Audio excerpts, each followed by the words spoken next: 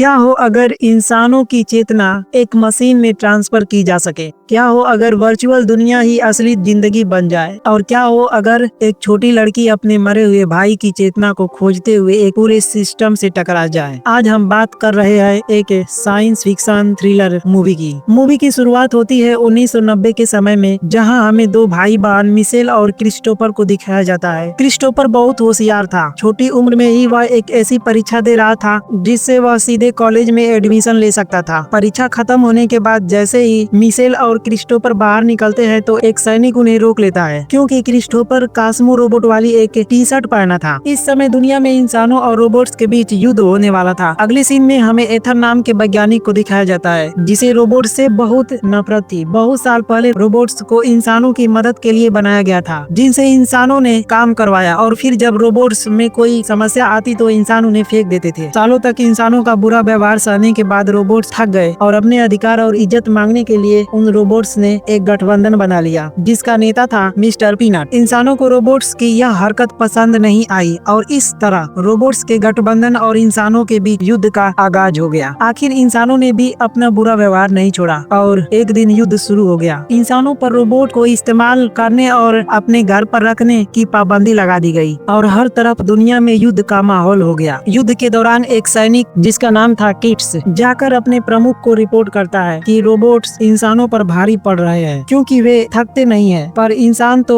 थक जाते हैं और अपनी पलकें भी झपकाते हैं। इंसान तो यह युद्ध हारने ही वाले थे कि वैज्ञानिक एथर ने इंसानों की मदद के लिए एक नई तकनीकी निकाल दी। उसने न्यूरोकास्टर रोबोट्स बनाए, जिन्हें इंसान अपने दिमाग की मदद से नियंत्रित कर सकते थे। इंसान इसमें अपने सिर पर न्यूरो हेलमेट पहनकर इसकी मदद से न्यूरोकास्टर रोबोट को नियंत्रित करके युद्ध लड़ने लगे। न्यूरोकास्टर रोबोट्स बिल्कुल रोबोट जैसे ही थे, वे नहीं थकते थे, और ऐसे ही कुछ हफ्तों में इस नई तकनीक की मदद से इंसानों ने रोबोट से यह युद्ध जीत लिया। इस युद्ध में सबसे ज्यादा रोबोट्स को मारने का पुरस्कार कर्नल ब्रैडबरी को मिला। युद्ध खत्म होने के बाद इंसानों ने रोबोट्स के साथ एक समझौता कर लिया, जिसकी वजह से रोबोट्स को नष्ट करने की बजाय उन्हें एक रेगिस्तान में बनी बहुत ही बड़ी घेरे के अंदर कैद कर दिया जाना था। समय बीतने के साथ साथ वैज्ञानिक एथर ने अपनी न्यूरोकास्टर तकनीक को और भी उन्नत बना लिया और इंसानों के दिमाग को दो हिस्सों में बांटकर एक साथ दोनों हिस्सों को न्यूरोकास्टर के साथ जोड़ दिया। यानी इंसान एक समय में दो न्यूरोकास्टर रोबोट्स को एक साथ संभाल भी सकता था और अपने एक ही दिमाग की मदद से वह एक समय में दो न्यूरोकास्टर रोबोट्स से अपने कई काम करवा सकता था। साथ ही इंसान के पास यह विकल्प भी था कि वह अपने दिमाग के एक हिस्से को न्यूरोकास्टर रोबोट के साथ जोड़े और दूसरे से अपनी जिंदगी का आनंद ले सके। इसीलिए लोगों को तकनीक का यह उन्नत संस्करण बहुत पसंद आया और पूरी दुनिया के लोग यह तकनीक इस्तेमाल करने लगे। यहाँ तक कि स्कूल में भी न्यूरोटेक को इस्तेमाल करना सिखाया जाने लगा। इसके बाद हमें 1994 का समय दिखाया जाता है, जहाँ मिशेल को अपने पालक पिता के साथ रहते हुए दिखाया जाता है। मिशेल स्कूल आती है। स्कूल में सभी बच्चों को न्यूरो हेलमेट की मदद से पढ़ाया जा रहा है, लेकिन मिशेल न्यूरो हेलमेट इस्तेमाल नहीं करती, क्योंकि उसे अपना इंसानी दिमाग ही पसंद है। नियमों का पालन न करने की वजह से मिशेल को प्रिंसिपल के कार्यालय में बुलाया जाता है। प्रिंसिपल मिशेल से कहती है, अगर तुम स्कूल के नियमों का पालन नहीं करोगी तो मैं तुम्हारी माँ को शिकायत करूंगी। तब मिशेल ने बताया कि मेरे पूरे परिवार की एक दुर्घटना में मौत हो गई है। यह सुनकर प्रिंसिपल को बहुत दुख हुआ और प्रिंसिपल ने उसे सलाह दी कि वह न्यूरो हेलमेट की मदद से न्यूरोथेरेपी ले सकती है, इससे उसे अच्छा लगेगा, लेकिन मिशेल मना कर देती है। अब फ्लैशबैक में मिशेल को वह दिन याद आ रहा था जब उसकी दुर्घटना हुई थी, जब उनकी कार के सामने हिरण आ गया था, जिसे बचाते हुए उनकी कार क्रैश हो गई। इस दुर्घटना में मिशेल की हालत भी बहुत गंभीर थी।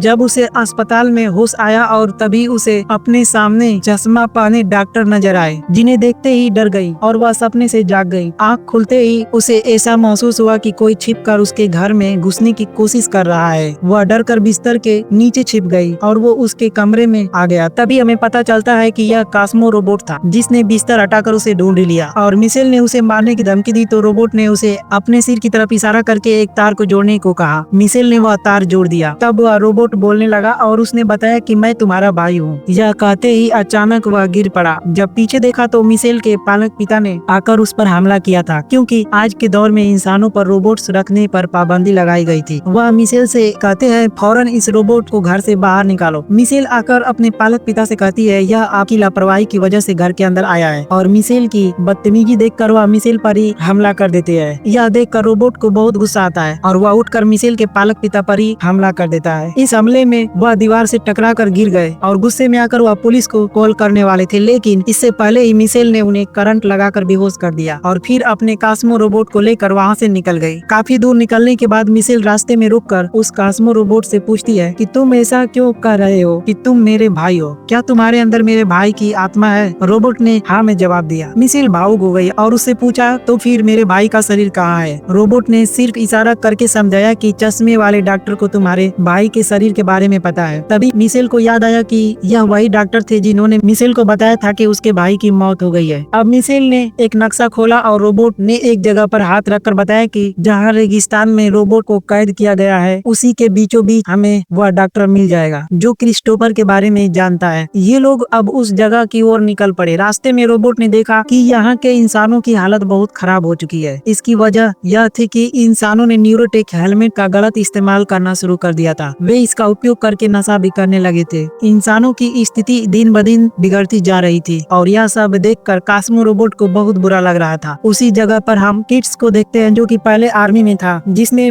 बुरी खबर दी थी कि इंसान रोबोट से युद्ध हार रहे हैं, लेकिन अब यह मिलिट्री के यूनिफॉर्म में नहीं था। शायद यह रिटायर हो गया था। वह अवैध तरीके से गन सप्लाई करने का काम करता था। वह यहाँ एक गन न्यूरोकास्टर रोबोट को दे देता है। गन को पकड़ते ही उस न्यूरो रोबोट ने उसे गन के पैसे देने से इनकार कर दिया और उल्टा उसी की गन से उसे धमकाने लगा। इससे पहले कि वह किट्स को मार देता, पीछे से कोई हमला करके उसी को डिसेबल कर देता है। यह किट्स का रोबोट था। किट्स ने अवैध एक रोबोट भी अपने साथ रखा था। अब ये दोनों मिलकर उस न्यूरोकास्टर रोबोट की बॉडी को अपने ट्रक में डाल देते हैं और इसी का फायदा उठाते हुए मिशेल और उसका कास्मो रोबोट भाई भी उसी ट्रक में चढ़ जाते हैं, क्योंकि वे जानते थे कि ये दोनों अब रोबोट वाली जेल के अंदर ही जाएंगे। पता चलता है कि होश में आने के बाद मिशेल के डैड ने पुलिस में शिकायत कर दी थी कि मिशेल के पास एक कास्मो रोबोट है। इसी कास्मो रोबोट को मारने के लिए गवर्नमेंट ने कर्नल ब्रैडबरी को हायर किया था, जो रोबोट्स को मारने में माहिर था। अब वह इन लोगों का पीछा कर रहा है। खैर दिखाया जाता है कि अब किट्स ने जहाँ ट्रक रोका था वह उसका घर था और उसका घर रोबोट की जेल से जुड़ा हुआ था। घर के अंदर आते ही मिशेल और कास्मो रोबोट भी ट्रक से निकलते हैं और उनकी आवाज ये दोनों सुन लेते हैं। किट्स ने उन दोनों पर गन तान ली तो मिशेल ने उसे अपना मकसद बताया कि वह सिर्फ उस जेल के अंदर जाना चाहती है, इसीलिए वह किट्स के ट्रक के ऊपर चढ़ी थी। वह जानती थी कि किट्स उस जेल के अंदर से चीजों को बेचने और खरीदने का काम करता है। तभी किट्स ने कहा कि वहाँ बहुत खतरा है, तुम वहाँ नहीं जा सकती। अगर तुम्हारा ऐसा इरादा भी है तो तुम छोड़ दो। अभी ये लोग बातें ही कर रहे थे कि इतने में किट्स को किसी के ऊपर चढ़ने की आवाज आई। उसने जल्दी से दोनों रोबोट्स को छिप जाने को कहा और देखा कि यहाँ कर्नल ब्रैडबरी का न्यूरोकास्टर रोबोट आया था, जो उनसे कहता है कि बता दो तुम्हारे रोबोट्स कहाँ हैं।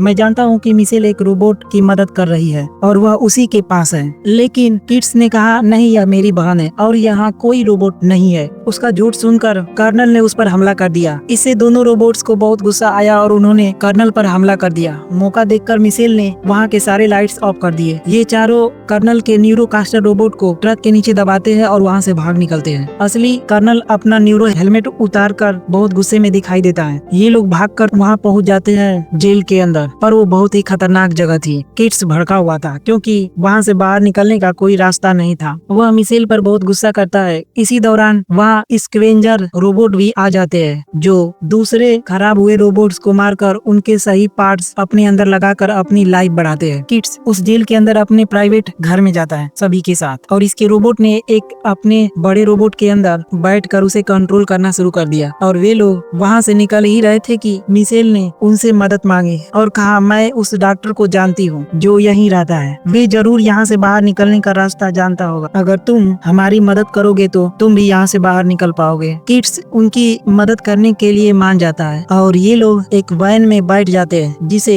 बड़ा रोबोट उठाकर चल रहा था। मिशेल किड्स से पूछती है, तुम्हें यह रोबोट कहाँ से मिला? तो किड्स उसे बताता है कि यह रोबोट युद्ध में मिला था। मैं रोबोट्स के खिलाफ लड़ रहा था और उस युद्ध में मेरी दोनों टांगे घायल हो गई। तब इसी रोबोट ने मुझे बचाया और आज मैं इसी की वजह से जिंदा हूँ और चल सकता हूँ। इसका मुझ पर बहुत बड़ा एहसान है, इसीलिए मैं इसे हमेशा साथ रखता हूँ। युद्ध खत्म होने के बाद जब से हम पर रोबोट रखने की बैन लगी है, मैं भी इसके साथ चिप कर रहता हूँ। अगले सीन में हमें साइंटिस्ट एथन को दिखाया जाता है। जब वह अपनी माँ के पास था तो उसने देखा कि उसकी माँ की मेमोरी लॉस हो रही है। जब उसने इसकी वजह ढूंढी तो पता चला कि यह उसकी न्यूरो टेक्नोलॉजी की वजह से हो रहा है। वह गुस्से में अपनी लैब में आता है और डॉक्टर से पूछता है, हमारी सर्विसेज खराब कैसे हुई? डॉक्टर ने बताया, क्रिस्टोफर भाग गया जिसकी मदद से हम यह न्यूरो टेक्नोलॉजी चला रहे थे। एथन को गुस्सा आया और उसने पूछा, क्रिस्टोफर कैसे भाग सकता है? उसकी बॉडी तो हमारे पास है। तब डॉक्टर ने बताया, क्रिस्टोफर ने अपनी मेमोरी एक रोबोट में डालकर उसे भगा दिया है। इसी वजह से हमारी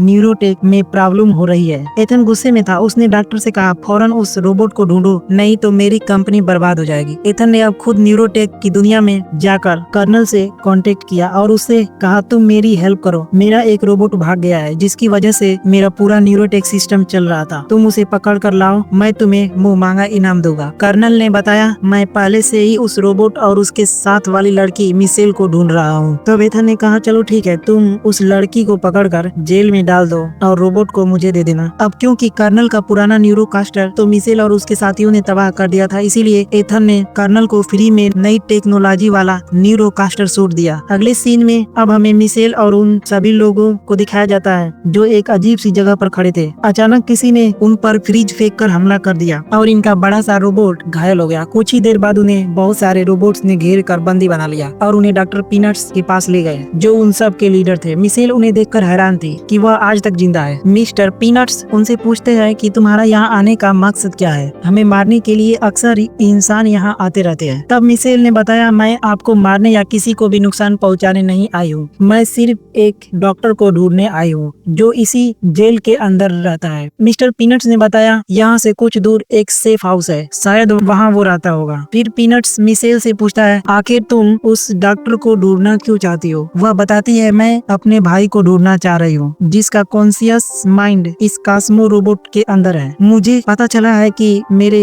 भाई की बॉडी एथन की कंपनी के पास है। मिस्टर पीनट्स भी परेशान हो गए कि आखिर बच्चे को रखकर वो लोग अपनी कंपनी में क्या करेंगे। इसका जवाब मिशेल के पास भी नहीं था। मिशेल और किड्स अब आगे जाने के लिए तैयार थे। पीनट्स उनकी मदद के लिए अपने कुछ फौजी रोबोट्स को भी उनके साथ भेजते हैं। ये लोग एक बस की तरह बनी हुई गाड़ी में बैठकर निकल गए। जैसे ही ये वहाँ से निकले तभी कर्नल जेल के अंदर आ गया और उसने इन लोगों को जाते हुए देख लिया। ये लोग अब अपनी मंजिल पर पहुँचते हैं तो वहाँ इनको बहुत सारे स्क्वेंजर ने घेर लिया। इससे पहले कि वे उन्हें नुकसान पहुँचाते वहाँ एक गाना बजता है और एक सीक्रेट दरवाजा खुल जाता है जिसके अंदर से सरकते हुए ये लोग डॉक्टर के केविन तक पहुँच जाते हैं जिसकी तलाश में मिशेल यहाँ आई थी। इससे पहले कि डॉक्टर केविन उनसे कोई सवाल करता, मिशेल ही उससे सवाल करती है, आखिर मेरा भाई कहाँ है? आपने मुझसे झूठ क्यों बोला था? क्यों कहा था आपने कि वह मर गया है? डॉक्टर केविन ने बताया, तुम्हारा भाई एथन की लैब में है। मिशेल ने पूछा, क्यों और किस लिए? तब डॉक्टर केविन ने बताया, आज से 4 साल पहले इंसान युद्ध में हार रहे थे। इसी बीच तुम्हारा और क्रिस्टोफर का एक्सीडेंट हो गया। हमने क्रिस्टोफर का जब MRI किया तो पता चला कि वह बहुत जीनियस है। उसके दिमाग में कुछ एक्स्ट्रा ताकत है जो भगवान के द्वारा उसको गिफ्ट दिया गया है। यही ताकत हमारा सहारा बना। क्रिस्टोफर की ब्रेन पावर से ही हम न्यूरोटेक बना पाए थे। मिशेल गुस्से में थी। उसने कहा, लेकिन तुमने मुझसे झूठ क्यों बोला कि वह मर गया है? तब डॉक्टर केविन ने अपने रोबोटिक वर्जन में उसे सारा पास्ट दिखाया। तब क्रिस्टोफर कोमा में था और उसकी बॉडी के जरिए उसके ब्रेन को यूज किया जा रहा था। डॉक्टर केविन बताता है कि अगर उस दिन हम आर्टिफिशियल मशीन से उसे जिंदा नहीं करते और न्यूरोटेक न बनाते तो क्रिस्टोफर भी मारा जाता। मिशेल ने कहा, तुम उसे मरने देते, इतनी गलत तरीके से उसका इस्तेमाल तो ना करते। डॉक्टर केविन ने बताया, वह पूरी तरह नहीं मरा था, वह अंदर से जिंदा था। एक दिन उसने मेरा हाथ भी पकड़ने की कोशिश की। जिस दिन मुझे यह एहसास हुआ कि वह अंदर से जिंदा है तो मैंने न्यूरोटेक प्रोग्राम को बंद करने की कोशिश की, लेकिन एथन नहीं माना और उसने मुझे अपनी कंपनी से निकाल दिया। डॉक्टर केविन बताते हैं, मैंने ही इस रोबोट के अंदर उसके दिमाग का एक कॉन्शियस माइंड डाल दिया, जिसकी वजह से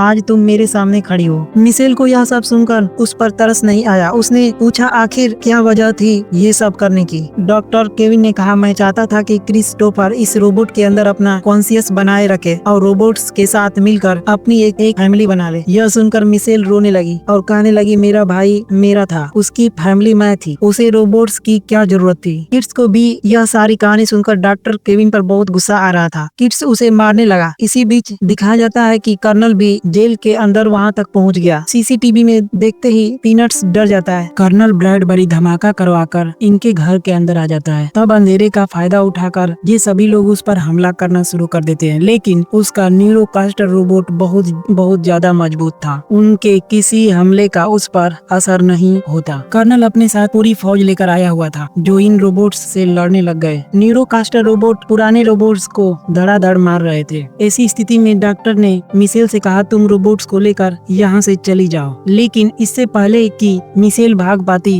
कर्नल की नजर उस पर पड़ जाती है। कर्नल पीछे से उसके रोबोट का हाथ पकड़कर वहाँ से उड़ जाता है। उन्होंने मिशेल को कुछ नहीं कहा, लेकिन इससे पहले ही यहाँ काफी तबाही मचा दी थी। यहाँ तक कि पीनट्स भी पूरी तरह से घायल हो चुका था। ये लोग जब वापस पीनट्स के अड्डे पर आते हैं तो देखते हैं कि न्यूरोकास्टर रोबोट्स ने यहाँ सभी रोबोट्स को मार डाला है, मगर कुछ रोबोट्स बचे भी हैं, तो वे काफी बुरी हालत में हैं। इसके बाद दिखाया जाता है कि कर्नल रोबोट को लेकर एथेन के पास पहुँचता है, जिसे देखते ही उसकी सांस में सांस आती है और वह उस रोबोट से कहता है, तुमने मुझे बहुत परेशान किया है, अब ऐसा मत करना। उसके डॉक्टर्स रोबोट को पकड़कर एक मशीन में लिटा देते हैं और उसके अंदर से सारा कॉन्शियस माइंड दोबारा क्रिस की बॉडी में डाल दिया जाता है। कर्नल यहाँ खड़ा होकर यह सब देखकर हैरान और परेशान था कि एथन कितना बुरे तरीके से बच्चे का इस्तेमाल कर रहा है। एथन ने बताया, इस बच्चे की वजह से ही मैं न्यूरो टेक्नोलॉजी बनाकर पूरी इंसानियत को बचा पाया हूँ। यहाँ हम देखते हैं कि मिशेल बहुत ज्यादा उदास थी। किड्स उसके पास आया और उसने उसे हौसला दिया और कहा कि मैं तुम्हारे साथ हूँ,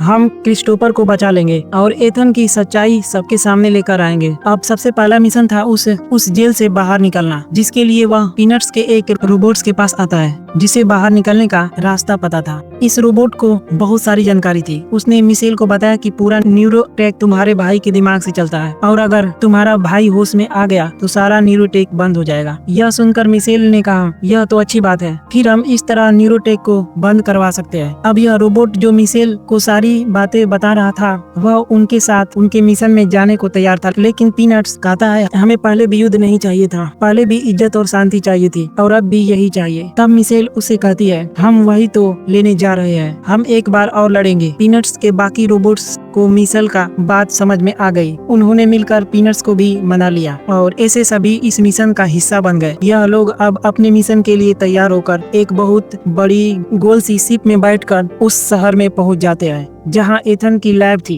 ये लोग बहुत बड़े से रोबोट को अपने साथ लेकर आए थे, जिससे यह कार को किसी खिलौने की तरह उठाकर लैब की तरफ फेंक देते हैं और हमला कर देते हैं। अंदर बैठा एथन ने उन सबको देख लिया था। उसने कर्नल को मिशन दिया कि वह अपनी आर्मी के साथ मिलकर उन सबको खत्म कर दे। उस बड़े से रोबोट को किड्स कंट्रोल कर रहा था और किड्स के सामने अब बहुत सारे एडवांस न्यूरोकास्टर रोबोट आ चुके थे, जो उसके रोबोट को नुकसान पहुंचाने की कोशिश करते हैं और अंत में उसका रोबोट तबाह भी हो जाता है। इससे पहले कि किड्स भी उस रोबोट्स के गिरने पर मारा जाता हुआ, इससे पहले ही वह रोबोट इसे बचा लेता है। यहाँ दिखाया जाता है कि पीनट्स भी एक बहुत बड़े रोबोट को कंट्रोल करते हुए यहाँ आया और बाकी सारे कॉस्मिक रोबोट भी यहाँ पर न्यूरोकास्टर रोबोट से लड़ने लगे। जब सबका ध्यान बाहर चल रहे युद्ध में था, तभी मिशेल मौके का फायदा उठाकर लैब के अंदर चली गई। मिशेल ने अपने रोबोट की मदद से यहाँ पर मौजूद सभी साइंटिस्ट को डराकर यहाँ से भगा दिया, जिसके बाद उसने यहाँ मौजूद एक न्यूरो हेलमेट को पहन लिया जो उसके भाई से कनेक्टेड था। बाहर दिखाया गया कि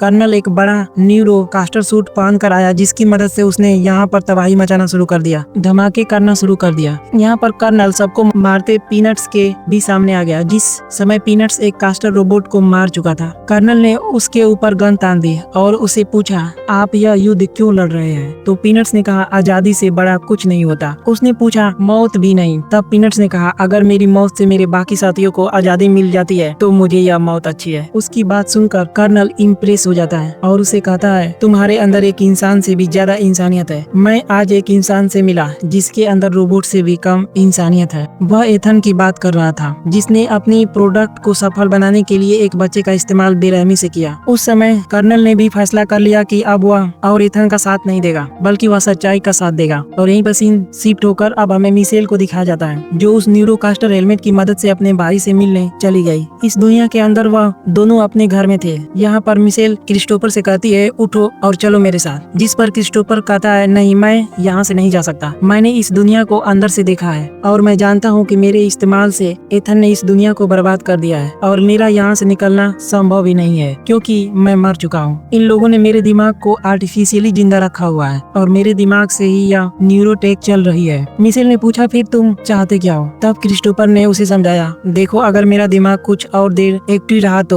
एथन मेरे दिमाग का इस्तेमाल करके दुनिया को पूरी तरह तबाह कर देगा। अच्छा यही है कि तुम मुझे मार दो, मेरे दिमाग को डीएक्टिवेट कर दो ताकि न्यूरोटेक भी बंद हो जाए और ये सारी तबाही भी रुक जाए। मिशेल इस सब के लिए राजी नहीं थी। तब क्रिस्टोफर ने उससे कहा, याद है ना, तुम मुझे कहती थी कि मैं दुनिया बदल सकता हूँ, तो बस इस दुनिया को बदलने में तुम मेरी मदद करो। और यह कहते ही क्रिस्टोफर और मिशेल गले लगते हैं और सीन यहाँ से असली दुनिया में शिफ्ट हो जाता है जहाँ मिशेल होश में आती है और आगे बढ़कर क्रिस्टोफर की सारी मशीनों को ऑफ कर दिया जिसकी वजह से क्रिस्टोफर पूरी तरह से मर गया और न्यूरोटेक तबाह हो गई। इसके बाद दिखाया जाता है कि किड्स की आर्मी हार रही थी और कर्नल ने देखा कि उसका रोबोट जो हमेशा से उसके साथ था वह भी बुरी तरह डैमेज हो चुका था। उसे देखते ही वह टूटने लगा एकदम से। जैसे ही न्यूरोटेक बंद हुई, यहाँ के सारे न्यूरो कास्टर रोबोट्स भी बंद होकर गिर गए और ऑटोमेटिक किड्स यह युद्ध जीत गया। उस समय उनकी खुशी का कोई ठिकाना नहीं था। वह जोर से चिल्लाया। अगले ही लम्हे उसे अपने रोबोट की याद आई। उसने पीछे देखा तो अब वह पूरी तरह से खराब हो चुका था, यानी कि वह मर चुका था, जिसे देखकर उसकी सारी खुशी गम में बदल गई। लेकिन तभी उसने देखा कि उसके अंदर तो एक छोटा वर्जन भी था जिसने उस बड़े रोबोट को कैरी किया हुआ था, यानी कि जिंदा रखा हुआ था। यह देखकर किड्स की जान में जान आई। अब अपने रोबोट्स को लेने के बाद किड्स मिशेल को ढूंढने के लिए अंदर गया और जब वहाँ से बाहर आया तो उन लोगों को पता चल गया कि